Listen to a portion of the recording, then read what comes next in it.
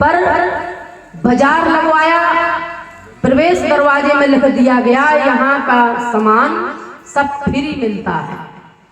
और जब फ्री मिलेगा तो लोग बटोरने में लगे, सब बटोरने लगे जब फ्री मिल रहा है।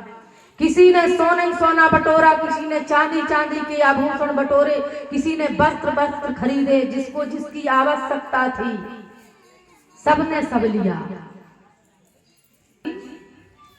घूम रहे थे, बोले महात्मा जी आप भी कुछ खरीद लीजिए। बोले मुझे कुछ नहीं चाहिए, केवल एक गिलास दूध, यहाँ का सामान बाहर नहीं जाएगा। क्या चाहिए? अगर भगवान नहीं बन सकते तो कम से कम शुद्ध इंसान ही बने रहो। संसार में आए हो, सबके साथ अच्छा करो, जितना बन सके अच्छा ही करो, क्योंकि जीवन का कोई भरोसा नहीं है। इस प्रकार से आइए कथा में प्रवेश करने के पहले एक भजन, इसके बाद हम कथा में प्रवेश करेंगे। बोलिए भक्तवत्सल भगवान की जय।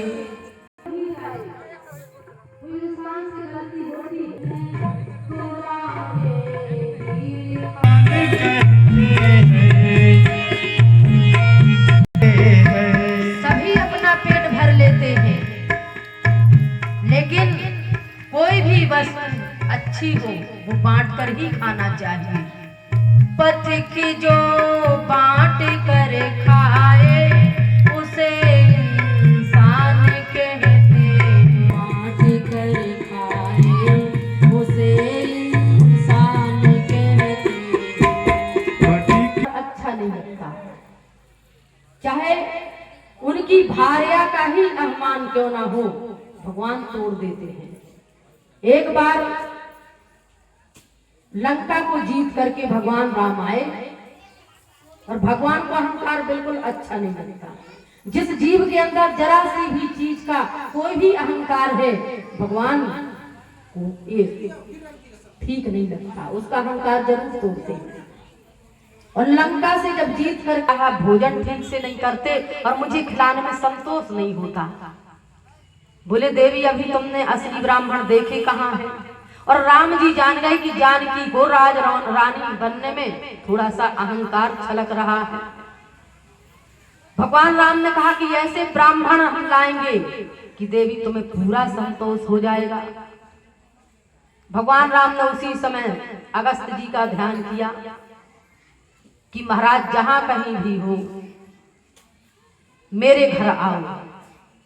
अगस्त जी ने उनको दर्शन दिए, बोले महाराज कल आपका निमंत्रण है, हमारे घर भोजन पे आना है। और अगस्त जी से कह दिया ऐसा भोजन करना कि अच्छी तरह से उनको संतोष हो जाए।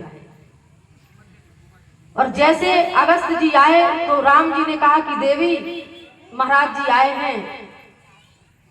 तो जानकी जी आई और उनके चरणों में प्रणाम किया, सौभाग्यवती भवा, आशीर्वाद दिया। और 11 बजे से भोजन बनना प्रारंभ हुआ।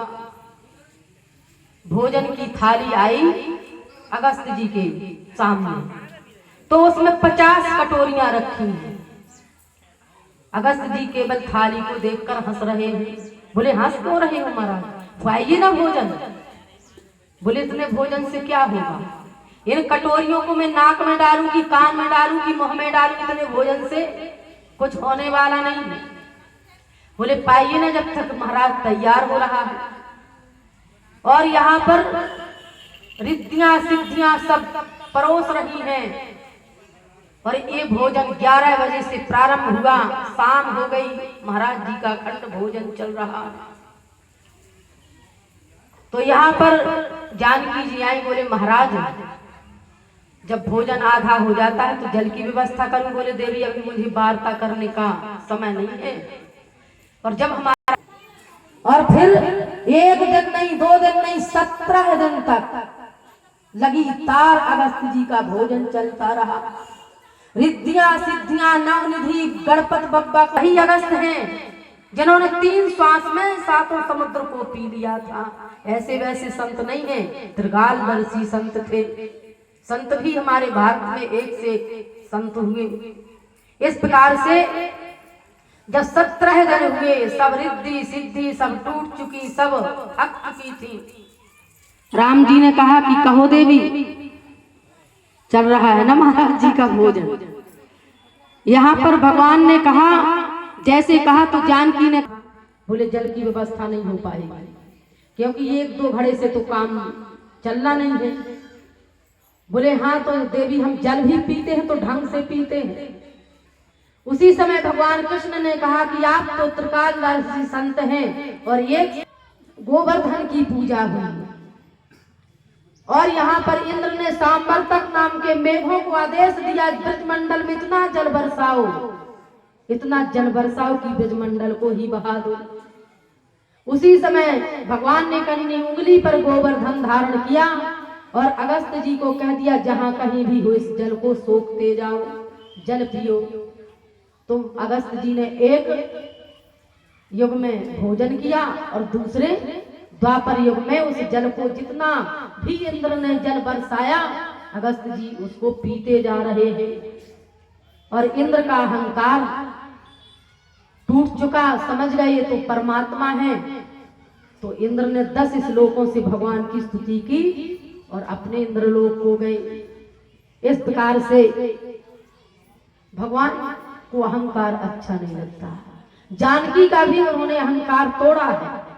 इसी प्रकार गंगा को भी अहंकार है कि अब प्रथम चढ़ गई शीश पर, तो पार्वती ने कहा कोई बात नहीं, मैं भी ऐसा कुछ कार्य करूंगी कि आप जो गंगा जी उन्होंने कौन सा काम किया, पाप ताप मन से श्री गंगा हरत, मन की मलिनता विनीत यो मिटाऊं मैं, भारत में तीर्थ तीर तीर पे बसाए। इन्होंने भारत वर्ष में जो तीर्थ हैं, प्रयागराज जैसे काशी है, इस तरह से इन्होंने तीर तीर पे और कण कण में जो जैसे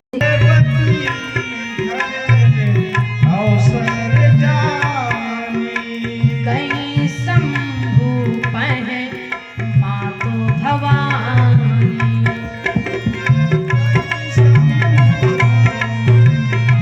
माते भवानी। तो पार्वती ने कौन सा अवसर देखा था? बाबा तुलसी लिखते हैं, निज कर दास नांगिर पुछाला और बैठे सहज शंभु कृपाला।